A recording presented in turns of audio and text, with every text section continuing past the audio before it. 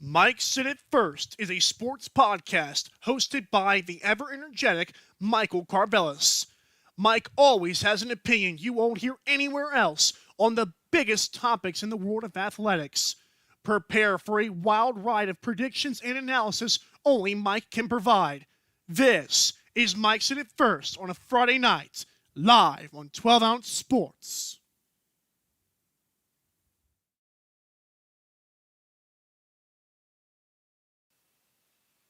It is Friday, June the 12th, 2020, a Friday night. Mike, on today's episode, Warren Moon has a message to the world about Drew Brees and Tom Brady. Do I agree? Does he have a point? Trade Clay for Giannis. Interesting. No finals asterisk is also a quote from another article I read. That'll be interesting as well. Draymond Green to Boston. Would that work? LaMelo Ball, Astros sign-stealing scandal, and Kyrie Irving making late headlines. This is Mike Sit It First, but first, a word from Drinkade and weight loss. We'll be right back.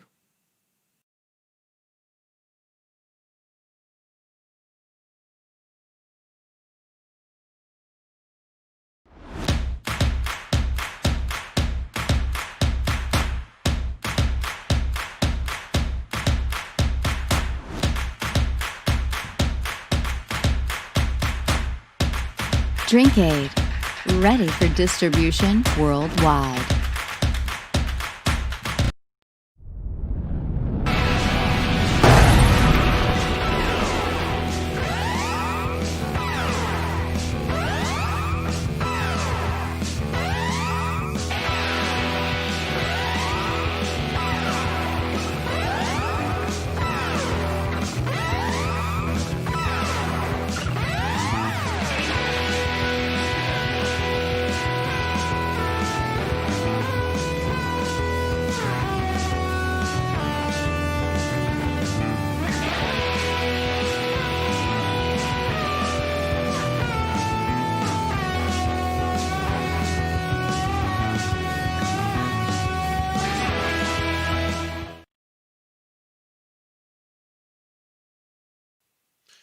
Okay, so Warren Moon, NFL quarterback, NFL Hall of Famer, had some interesting words for Tom Brady and Drew Brees regarding their play level at this point in their career. Warren Moon said, especially towards the end of the season, Drew Brees and Tom Brady lacked arm strength. You didn't see that pop anymore. I went through the same thing late in my career. So, Warren Moon in no way discredited those two accomplishments, those two players' accomplishments. He did not say those players have been bad quarterbacks their entire career. Warren Moon simply said that Drew Brees and Tom Brady are basically 40 years old and they're going to start losing it, okay? I mean, that's what he basically said. But leave it to SportsCenter and every other sports media out there to tell us why Warren Moon has a biased view because, quarterbacks were not protected back then and how Tom Brady and Drew Brees are better, blah, blah, blah. And I'm like, well, again, Warren Moon did not downgrade these players' accomplishments. Warren Moon simply said they're 40 years old. To expect the same things from them, to still consider these two great quarterbacks, is simply not fair anymore. There's guys like Patrick Mahomes and Lamar Jackson. I don't even know why no quarterbacks are getting to my brain right now. Josh Allen, who are out there working hard to become greats. Tom Brady can have all the weapons in the world. He was trash last year. I'm a Colts fan. Phillip Rivers was trash last year. Drew Brees did not look as good at the end of last season. The fact is, Warren Moon did not come on the air and act like he had no idea what he was talking about. He made a valid point. These two quarterbacks are 40 plus years old, and for us to expect the same stuff from them is simply stupid.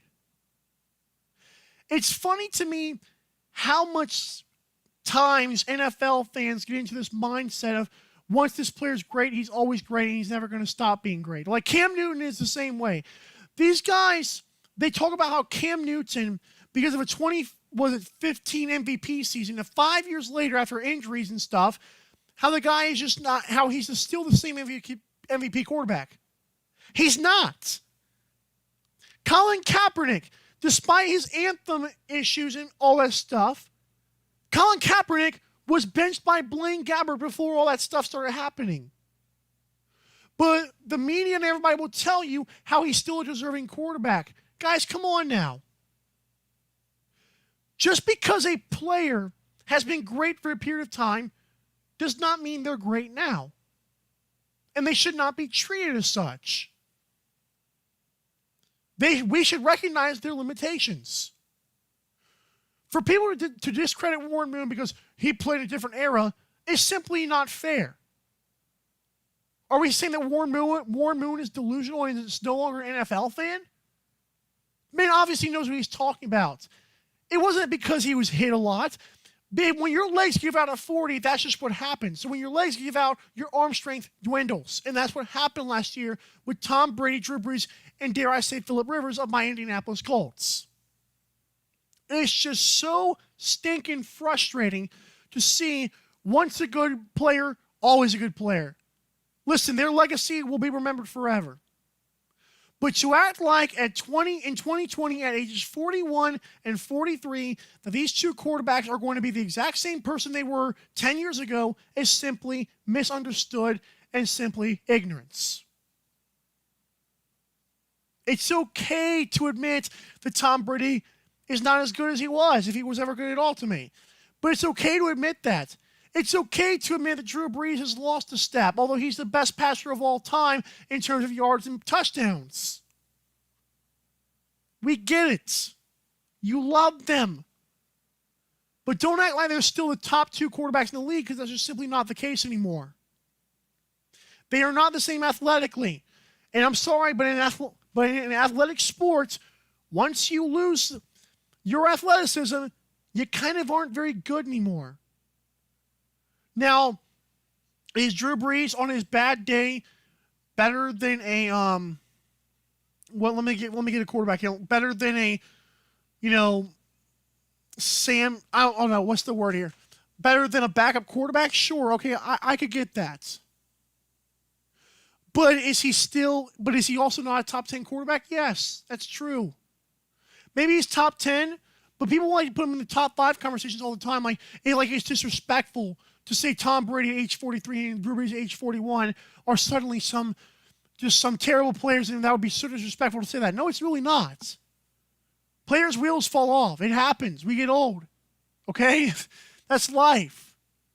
But I feel like Warren Moon got a lot of hate for this, and it's not very warranted. No pun intended. It's not very warranted. You know what I'm saying? But I don't know. I feel like you can't tell NFL fans anything. I feel like they cannot be convinced of anything. Like, once they're set in their ways, that's just it. Like, that's sports fans in general. I feel like sports fans in general have this trick where once they get settled in something, there's no changing their minds. And maybe I'm guilty of it. But I'm also not too afraid to admit when I'm wrong. It's ridiculous, man. It really is. When we come back, we're going to talk about NBA stuff, like trading Klay Thompson for Giannis Antetokounmpo. Could that be possible? Plus, NBA Finals asterisks. Would there be one? Draymond to Boston. And later on, we're talking Kyrie Irving. This is Mike Siddiq first. We'll be right back to the show. Nothing makes us happier at Lexington Law than when our clients cancel our services. Listen to this client call and see what we mean. Lexington Law Firm, this is Erin. I would like to cancel my account. I'm sorry to hear that. No, don't be. Actually, you guys have done tremendous work for me, and I was working with you for several years now. And my goal was to get a mortgage written by the end of this year, and I just got that mortgage commitment. That is wonderful. My credit went from like 440 working with you guys to 700. Nice. and I got a very good 4.25% 30-year fixed rate mortgage. I have nothing at all bad to say. If you ever want me to write a testimonial, well, I will. As a matter of fact, I've recommended you to a lot of friends. Lexington Law has served over 500,000 clients, taking expert action on their credit that has led to the removal of millions of questionable negative items from their credit reports. Call now and learn more about how Lexington Law may be able to help you in the removal of negative items from your credit report, such as collections, late payments, charge-offs, and many others. Call Lexington Law today.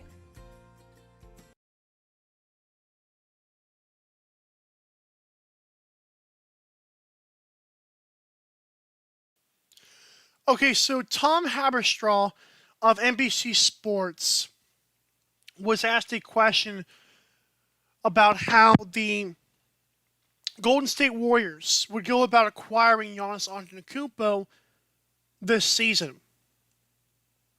He said if you trade Klay Thompson, Andrew Wiggins, and the first pick wherever that falls, you can get Giannis Antetokounmpo.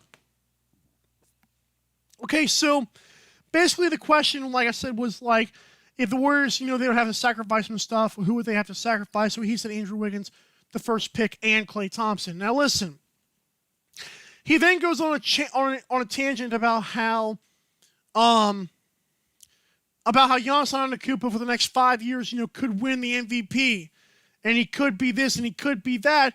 And I have a question for Tom Haberstraw. If Giannis could be the MVP for the next 5 seasons, his words, not mine, why would the Bucks do this? Yeah, we get a spot-up shooter in Klay Thompson, who's a very, very good player. Love Klay Thompson, actually.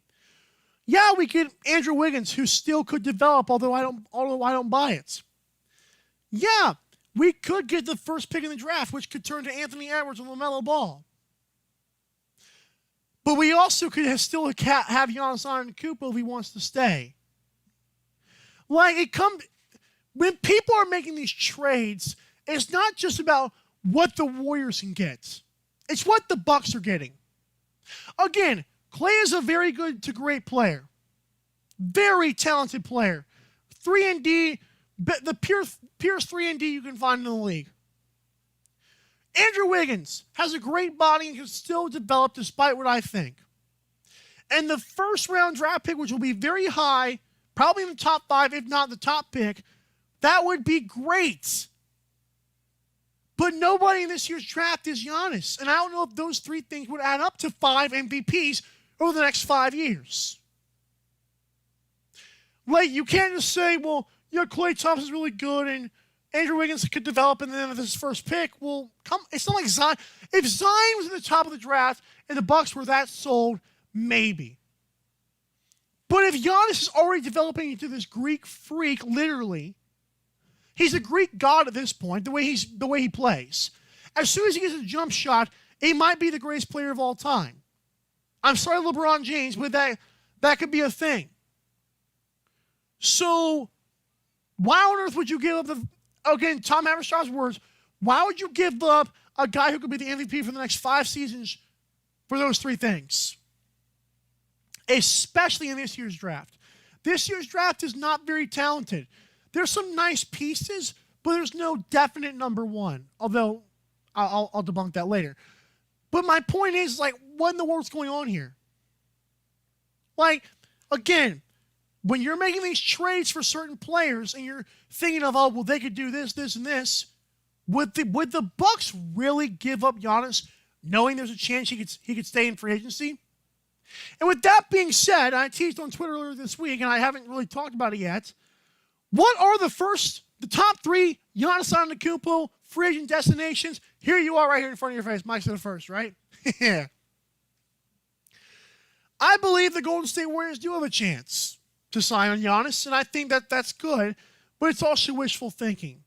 Just because Draymond Green cried to Kevin Durant one evening after the Cavs came back from 3-1 does not mean that Giannis all of a sudden will go to the Warriors, and does not mean all of a sudden the Warriors are a hot spot for the NBA superstars. That's just not the case. The Warriors have never been the hot spot for free agency. They've had Wilt Chamberlain, some decent players here and there, and all of a sudden Steph Curry and Klay Thompson show up and now all of a sudden they're a destination? No. Listen, again, they probably have the third best odds and they probably could be top 2. But Golden State Warriors, minus Kevin Durant, who have they signed? That was some big-time free agent, like even close to Giannis. I can't remember one. If you subtract Kevin Durant, who was a sissy, I don't know what else we can do. I don't know what else they've done. Number 2, my Miami Heat. Now listen, I know it's kind of biased on my parts, but I'll be honest with you guys. Miami Heat, unlike the Golden State Warriors, have a track record of signing big-time free agents. Shaquille O'Neal. They signed Jimmy Butler. They signed LeBron James. They signed Chris Bosh. They got Andre Iguodala in a trade. Pat Riley is a genius. No, I'm not saying that the Bob Myers character up in Golden State is not a genius. But I also understand, one Kevin Durant move does not mean that franchise is all of a sudden a free agent destination. And while the old Oracle Arena was big, was old, I think Oracle Arena was more attractive because Oracle Arena had better fans. Like, I feel like the new fans the Warriors have now are not the same Warriors fans. Like, they're not the same loyal, dedicated loudness that you see. That would have been more appealing to me. But again, Kevin Durant is all you have to show for right now. Like, forget the fact of trading for Giannis. In 2021, the guy's going to be a free agent. So why would you trade for him now anyways? It makes absolutely zero sense right now. But number 1, and I believe this is the clear-cut number 1, I think Miami Heat could be close. I think Warriors could be right behind them. But to me, the Bucks are going to resign Giannis Antetokounmpo. Anyone think if Giannis had grown up in LA or he grew up in Chicago or something like that, Giannis grew up in Greece. Okay? Giannis comes from Greece. The guy does not care where these destinations are. Maybe he might want the big city, but if Milwaukee is giving him a great coach in Mike Budenholzer, a nice supporting cast that they've built up pretty well, great fans who are loyal, and that's all he's ever known, and they can offer him way more money, why not? I'm not saying players have not taken pay cuts before, but all those things contribute to that. And Giannis is beloved in Milwaukee. He could go down that franchise. They would just salivate every single time he walked in the building. The man could be 90 years old in a wheelchair, and they bow to him. I mean, I'm not for player worship, but that's what they would do. He'd be the Kobe Bryant of Milwaukee. He'd be the LeBron James. He is that guy. And again, Tom Haverstraw saying, they give these 3 things for the guy who could be MVP the next 5 years. Why would the Bucks do that? They wouldn't. Bucks are going to offer this guy the supermax. He's going to stay, and they can build around him. But Giannis is also a guy who I don't think wants to team up with people. I've seen the way he plays. It's that killer. And I don't even think LeBron James, if I'm being a psychiatrist like everybody else does for 5 seconds here, I think Giannis Antetokounmpo personally is more of a killer than most players today. I don't know what it is, but whenever he plays angry. And people like that. I don't think he wants to team up with some buddies in Golden State. And who knows if they're even buddies anyways. I doubt they are. Again, the guy grew up in Greece. Did not grow up in a small town in the U.S. Milwaukee is all he knows probably right now. Okay? But that's just my take on that. Andrew Joe Potter of The Score, a website called thescore.com, said there would be no finals asterisks once fans realized that teams had what teams had a chance for, what teams had to overcome, which I think is interesting.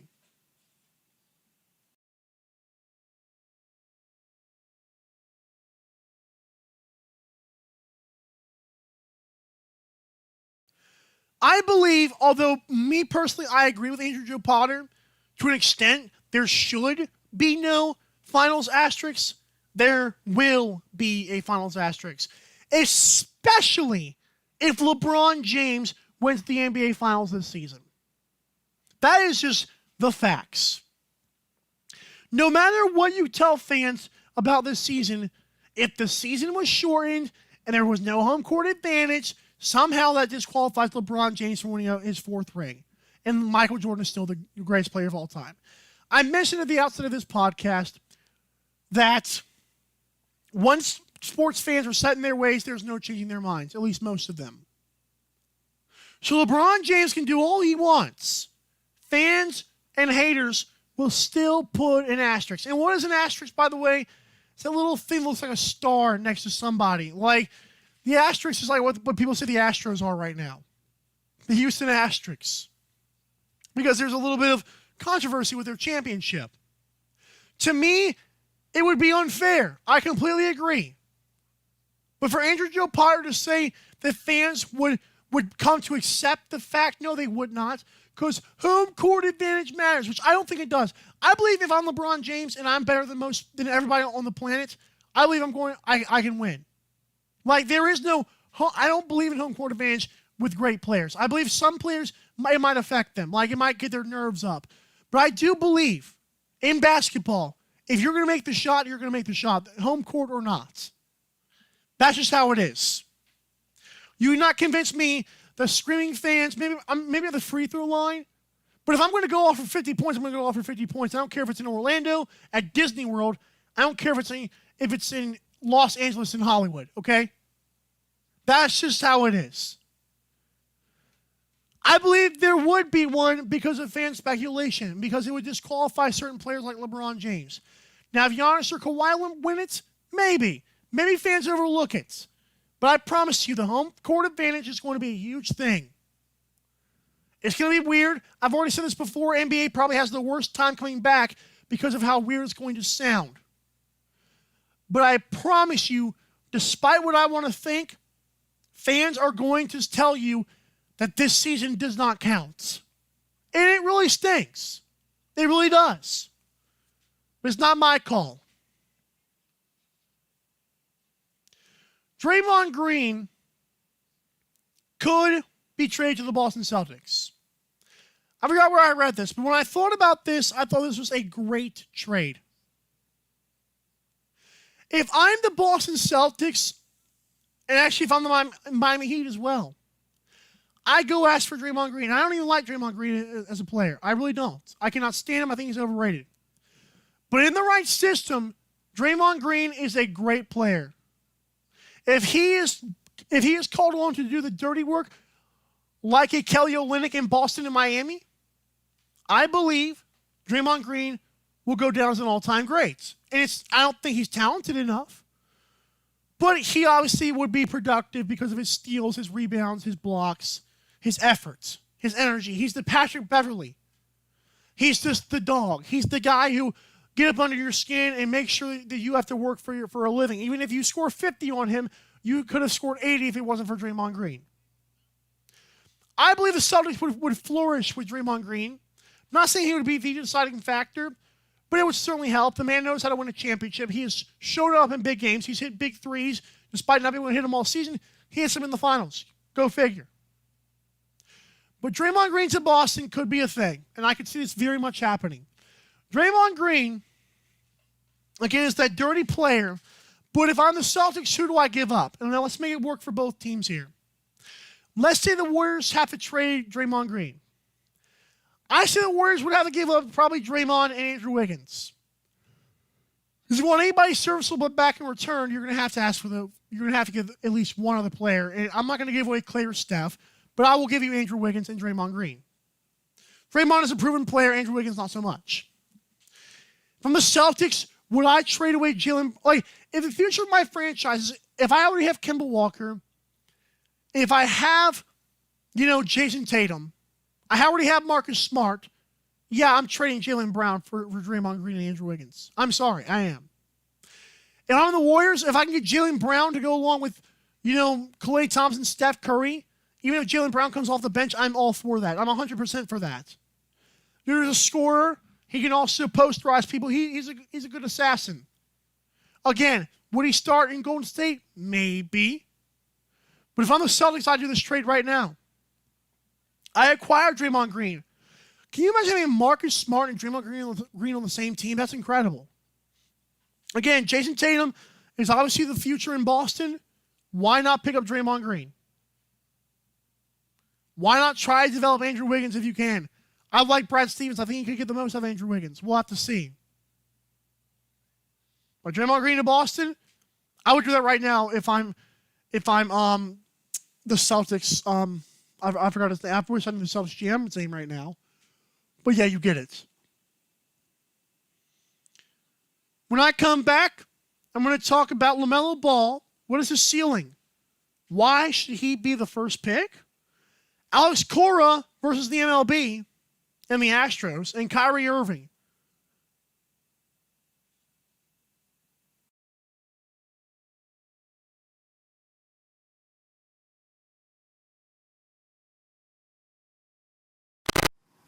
For the marching exercise, you want to sit down in the center front of your chair, bring your feet shoulder width apart, and form a 90-degree angle with your knees.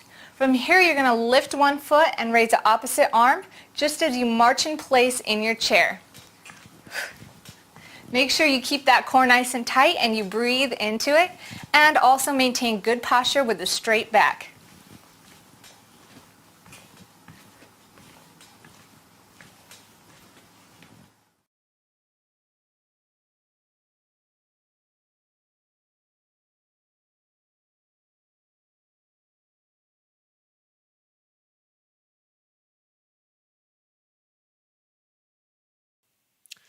So, LaMelo Ball is an interesting prospect out of New Zealand and, of course, out of the Ball family. Lonzo Ball, LaMelo's older brother, was drafted number 2 by the Lakers. Probably not the number 2 pick, if we're being quite honest, looking back. Now, Lonzo Ball, his shot is getting better. Lonzo Ball is still a great passer. He's a very good defender as well. In between, was it LiAngelo Ball, Jello Ball, is also a decent player, but we've never seen him because he never got the opportunity. But I believe he's a nice scorer. However, LaMelo Ball, I believe, is by far the best of the three, and I've said this for years now. I believe the media is kind of held back from LeVar Ball, the father, because of the fact that LeVar Ball has been kind of an idiot. He's compared stupid stuff. Like he's compared his son to Jesus Christ or whatever. Comparing to Michael Jordan, whatever you want to say. But do not let the father distract you and detract you from the fact LaMelo Ball is going to be a great player. I really believe that.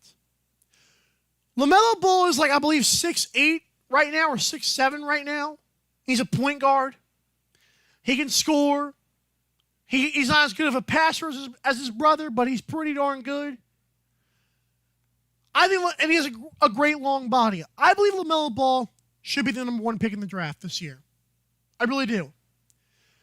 People want to say, well, Anthony Edwards. Listen, Anthony Edwards is a poor man's Devin Booker to me. Okay? Anthony Edwards is not a great playmaker. He's an undersized defender. He's just a good scorer. That's it. There's nothing else about Anthony Edwards that could tell me why this guy's going to be the future of a team. Whoever the first pick in the draft is, whether it be the Pelicans, the Warriors, or whatever, I would pick LaMelo Ball. Again, this guy is the most sane of the 3 kids. Like, LiAngelo comes across as a weirdo. Lonzo is an introvert and should never have been the number 2 pick in the draft. LaMelo is not as good of a passer as Lonzo, but he's a pretty good passer. He's a long player, so he has a chance to defend well, and he can shoot like nobody's business. I really believe, again, LaMelo Ball should be the number 1 pick in the draft. I'm not saying this is a good draft. I'm not saying this is a talented draft. I'm saying if I'm picking between Anthony Edwards or somebody else, I'm going with somebody else, and that somebody else is LaMelo Ball. Again, Anthony Edwards could be a good scorer. There's guys in the G League who can also score. I don't even know if Anthony Edwards is Devin Booker. What I do know is LaMelo Ball is a unique player. He's a long player who can dribble, score, and somewhat pass. And he got grooming from the Europeans. Oh, please. Oh, please. If you haven't noticed, European basketball is the future of the NBA. The ball-handling big men who can shoot the ball. Grown-ups who played against Luka Doncic. Yeah, that's where LaMelo Ball just was in New Zealand, okay? I haven't seen much of R.J. Hampton. I know he's supposed to be really good as well. But do not let LeVar or Lonzo detract you from what LaMelo Ball could be. And I cannot believe I just spit that out pretty good. Okay. We're going to talk about the Astros now, and then I'll get to Kyrie Irving on the final topic. The Houston Astros, of course, the sign stealing. I told you guys I'm not going to talk baseball, especially MLB, because MLB is just not very good. It's a weird organization, and they don't even know if they're going to play the season because they have a stupid commissioner, and their players are a bunch of idiots. That being said, this is the first thing I've actually said good about the Astros sign stealing saga. Alex Cora. I used to be a fan of the Red Sox. I respect what Alex Cora did until I didn't. Alex Cora was involved with the Houston Astros sign stealing scandal. However, he came out recently and said, I am not taking away responsibility for myself, but for the Astros as an organization to single me out with another guy, and for the MLB to single me out, is not fair. And I completely agree. For people to act like Alex Cora and some other guy were the masterminds is completely false. Jose Altuve, despite him being a nice little Mexican guy, is actually a cheater. Josh Reddick, who literally grew up in my county, is a cheater. Carlos Correa, who has a bright future, is a cheater. There is no ifs, ands, or buts about this. Alex Cora got the short end of the stick here. He, again, did not deny responsibility. He said it's unfair that he was singled out for it and he was named. I agree. I do not like to talk about baseball, especially the MLB, but I will say that he is completely justified in his statements, and it's unfair to him. That man was cheating. The whole team was cheating. That means the owners were in on it too. The 2017 World Series has an asterisk by its name because this team cheated everybody and their sister, and that's not fair. It's also not fair to Alex Cora has to take the bullet for this. Who knows if Alex Cora will ever be hired as a manager again. I personally could care less, but it's unfair to him. He will have to serve this suspension that I think should be longer, but anyways, he'll have to serve the suspension, which in hindsight right now seems pretty long compared to everybody else. It's unfair to Alex Cora. Complete, utter unfairness. But life ain't fair, right? That's what Major League Baseball gets, man, but I completely agree with him. We're going to take one final commercial break. When we come back, we have a show recap, and then I'm talking Kyrie Irving. The idiot made headlines. He made headlines. You're going to want to hear this if you have not already. This is Mike Said It First, live on 12 on Sports.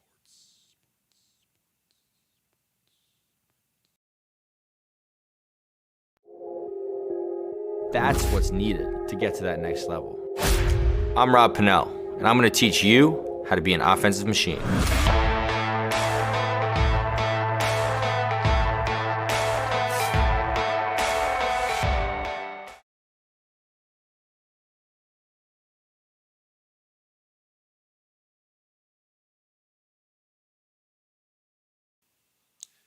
If you guys have not heard the news, 12 on Sports is on Zingo TV on channel 761.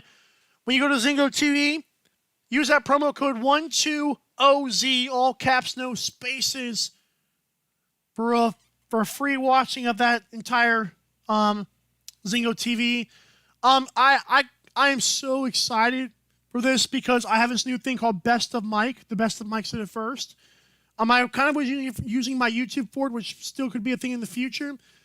But I'm all for this right now. If you missed an awesome segment, catch the Best of Mike on Zingo TV, channel 761, code 120Z. Also, you can head to mybookie.ag. That's mybookie.ag and win some money. If you enter the promo code 120Z Sports, they'll match your first discount up to your first deposit up to $1,000.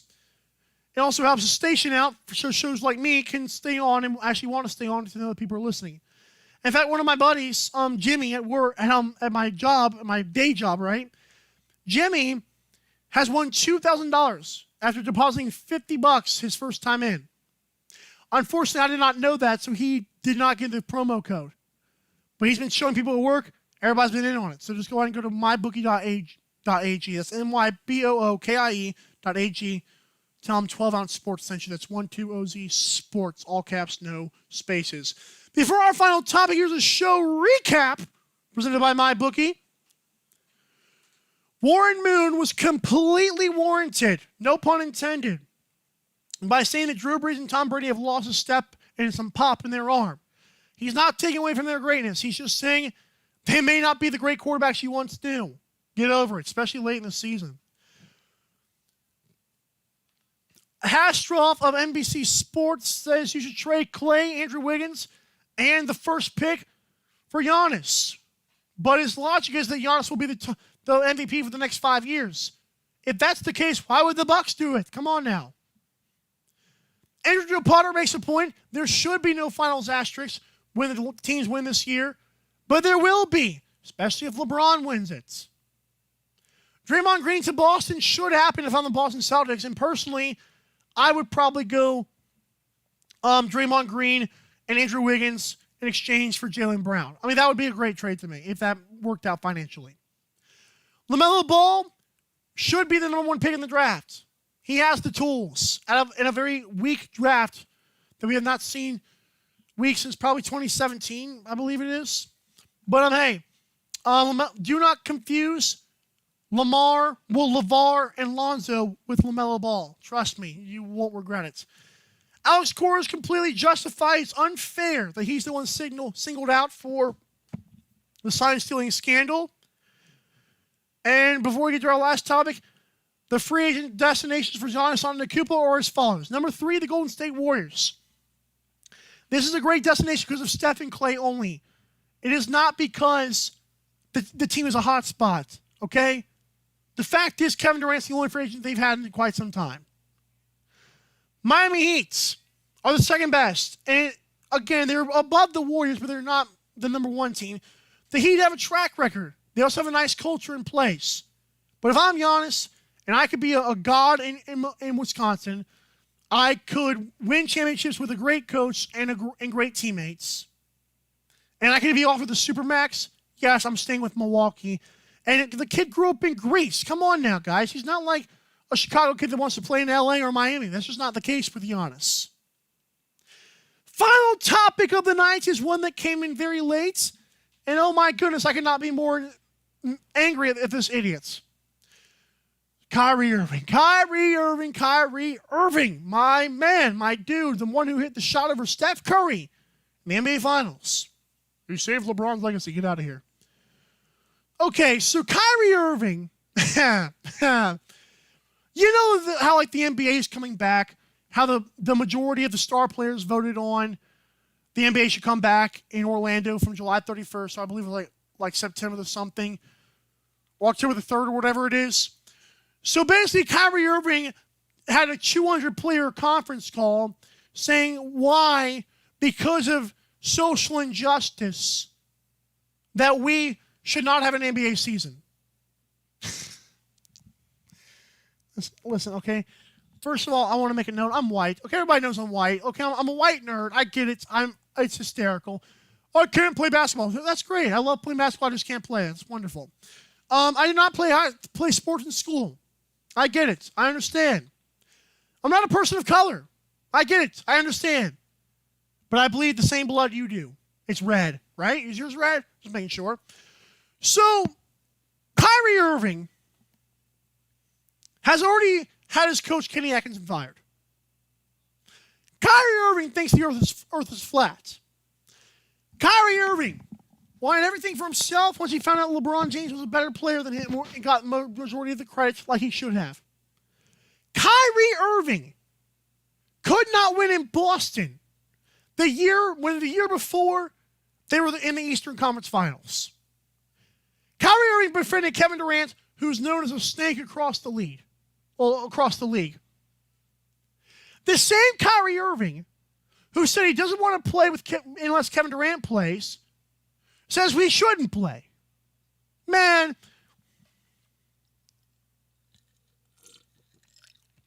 I drink some water. I'm frustrated. This man is literally trying to lead and act against the NBA this season. It's unbelievable. I understand Black Lives Matter. I understand the terrible things that happen in the world. I also know my entertainment should not be affected by it. I can watch The Big Bang Theory right now, not have to hear anything about politics. I can watch, Sports Center, hear about sports.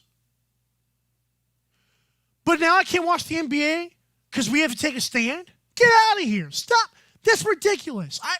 I cannot believe Kyrie Irving would go against the NBA fan base like that and against the NBA.